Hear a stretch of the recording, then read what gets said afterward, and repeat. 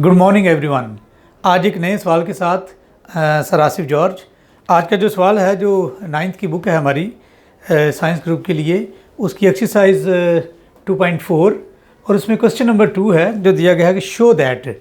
जब बात की जाती है किसी भी कंडीशन की कि शो दैट, यानी कोई क्वेश्चन हमें दिया जाता है और उसमें एक कंडीशन रख दी जाती है कि हमने हमारी ये रिक्वायर्ड जो है स्टेटमेंट है या स्टेट है या एक्सप्रेशन है, तो उस वक्त हमें कुछ टर्म्स एंड कंडीशंस का ख्याल रखना होता है। जैसे कि इस क्वेश्चन में आप देखिए कि यहाँ लिखा है show that x power a over x power b raise to power a plus b है, यानी यहाँ पर पावर्स के साथ साथ उसकी होल पावर जो है वो भी दी गई है। तो 3 एक्सप्रेशंस हैं हमारे पास और उनके दरमियान जो है मल्टीप्लिकेशन का साइन है, ठीक है जी। तो इसको इक्वल टू हमने शो करना है 1 के। तो यहाँ पर हमें एक तरह से एक चैलेंज दिया गया है और इस चैलेंज को हमने प्रूव करना है इक्वल टू 1, यानी 1 लेकर आना है। लेकिन कुछ रूल्स हम इस्तेमाल करेंगे और उन रूल्स को इस्तेमाल करते हुए हम अपनी रिक्वायर्ड कंडीशन जो यानी इक्वल टू 1 है वो लेकर आएंगे। इससे पेशतर के हम आगे बढ़ें, दरख्वास्त करूँगा जो चैनल पर नए हैं वो इस चैनल को सब्सक्राइब करें, शेयर करें और लाइक करें। और अगर आपको कोई हमारा सवाल या कोई स्टेप यहाँ पर समझ ना आए, या अगर आप चाहते हैं कोई नया सवाल जो मैंने नहीं किया और आप चाहते हैं मैं वो आपके लिए करके भेज दूं, तो आप हमें व्हाट्सएप भी कर सकते हैं, नंबर स्क्रीन के ऊपर दिया गया है, और दूसरा आप कमेंट में भी लिख सकते हैं।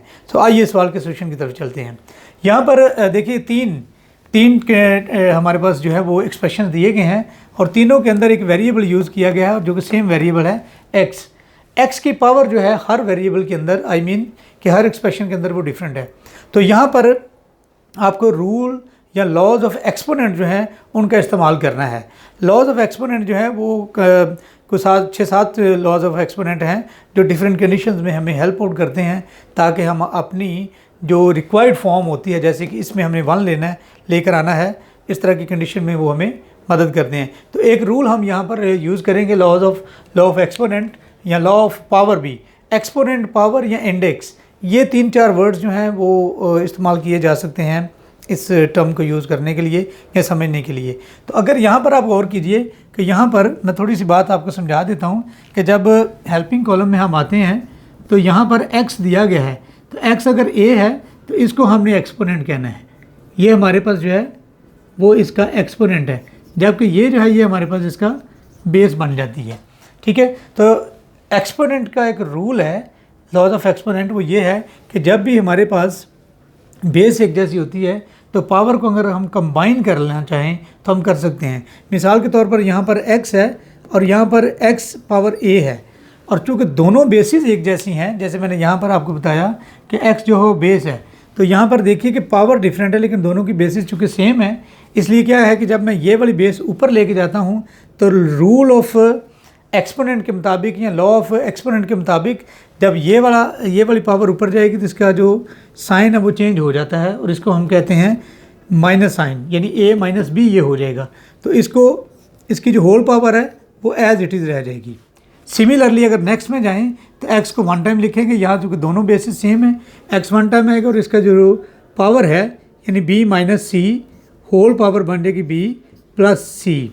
सिमिलरली अगर आगे जाएं तो आगे भी हमारे पास यही रूल जो है अप्लाई होगा और ये c माइनस a आएगा और यहाँ पर रेज़ टू पावर जो है a plus c plus a जो है एज इट इज़ रहेगी।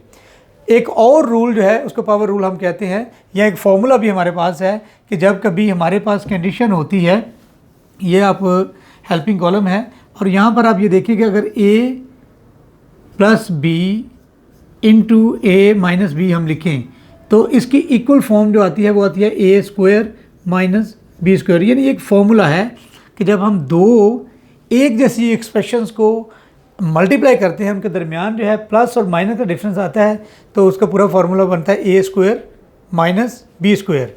तो मैं इसी फार्मूले को इस्तेमाल करूँगा। a चूँकि एज इट इज़ 1 है, तो याद रहे कि जब पावर की पावर आती है, यानी पावर की पावर आ जाए तो वो आपस में मल्टीप्लाई होते हैं। यानी बेस है यहाँ पे x, इसकी पावर है, उसके ऊपर एक पावर है, तो ये दोनों आपस में क्या होंगी, मल्टीप्लाई। और इसको बेहतरीन लिखने का जो तरीका है वो ये है, आप इसको यूँ लिख सकते हैं। सिमिलरली नेक्स्ट में भी अगर आप जाएं तो b माइनस सी ऐसे इसको लिखा जा सकता है और ये बिल्कुल कंडीशन आपके पास आप देख रहे होंगे ऐसी बन रही है जैसी उस फॉर्मूले के अंदर है, x power c minus a into C plus a। अब यहाँ पर अगर हम गौर करें c minus A C plus A, B minus C B plus C, A minus B A plus B, mean दोनों एक्सप्रेशन सेम है लेकिन उनके दरमियान सिर्फ माइनस का डिफरेंस आ रहा है। तो इस सूरत हाल में ये जो फॉर्मूला ये हमें हेल्प आउट करता है, जहाँ पर a plus b into a minus b है और इनका जो प्रोडक्ट आता है वो a square minus b square आता है। तो यूजिंग दिस फॉर्मूला मैं क्या लिख सकता हूँ, मैं यहाँ पे लिखूँगा x raise to power a square minus b square. Similarly यहाँ पर आ जाएगा x b square minus c square. तो थर्ड में जो हमारे पास वैल्यू है वो भी x है, सी स्क्वायर माइनस ए स्क्वायर। अब यहाँ पर फिर एक बार हम लॉ ऑफ एक्सपोनेंट का यूज़ करेंगे, जो 2.4 एक्सरसाइज क्वेश्चन नंबर 1 में लिखा है, using the laws of the exponent to solve the following. ये बिल्कुल वही है कि जब आपके पास बेसिस सेम हो और उनके दरमियान मल्टीप्लिकेशन या डिवीजन का साइन, जैसे क्योंकि यहाँ पे ये डिवाइड हो रहे थे तो यहाँ पर भी हमने रूल ऑफ एक्सपोनेंट का यूज़ किया। यहाँ पर भी चूँकि बेसिस सारी तीनों एक जैसी हैं और इनके दरमियान मल्टीप्लिकेशन का साइन है, इसलिए अब मैं रूल ऑफ एक्सपोनेंट का इस्तेमाल करूँगा। और जब बेसिस एक जैसी होती हैं तो हम पावर्स को ऐड करते हैं। मैं यहाँ लिखूँगा ए स्क्वायर माइनस बी स्क्वायर। अब यहाँ पे देखिए कि जो नेक्स्ट है इसकी पावर मेरे पास जो है वो आ रही है बी स्क्वायर माइनस, तो मैं इसको ऐड करूँगा तो मैं क्या करूँगा B square minus c square. Similarly जो नेक्स्ट एक्सप्रेशन है वहाँ पर भी आप गौर कीजिए कि मेरे पास आ रहा है सी स्क्वायर माइनस ए स्क्वायर। ये बड़े मज़ेदार क्वेश्चन है इस एक्सरसाइज के अंदर, और 1 से 2 बार आप जब करते हैं इसको समझ के साथ तो ये क्वेश्चन आपको याद हो जाते हैं। क्योंकि यहाँ पर एक बात याद कर लें आप, समझ के साथ साथ इसको ज़हन नशीन भी कर लीजिए कि जब आपके पास ये वाले रूल्स आ जाते हैं, मतलब ये वाला एक्सपोनेंट का रूल यूज़ करते हैं आप, तो आपके पास अल्फ़ाबेट्स जो हैं ए बी सी डी ये पेयर्स में आते हैं। यानी ए स्क्वायर प्लस क्या है तो यहाँ ए स्क्वायर माइनस क्या है, क्योंकि आप +1 और -1 करें तो आंसर आता है 0।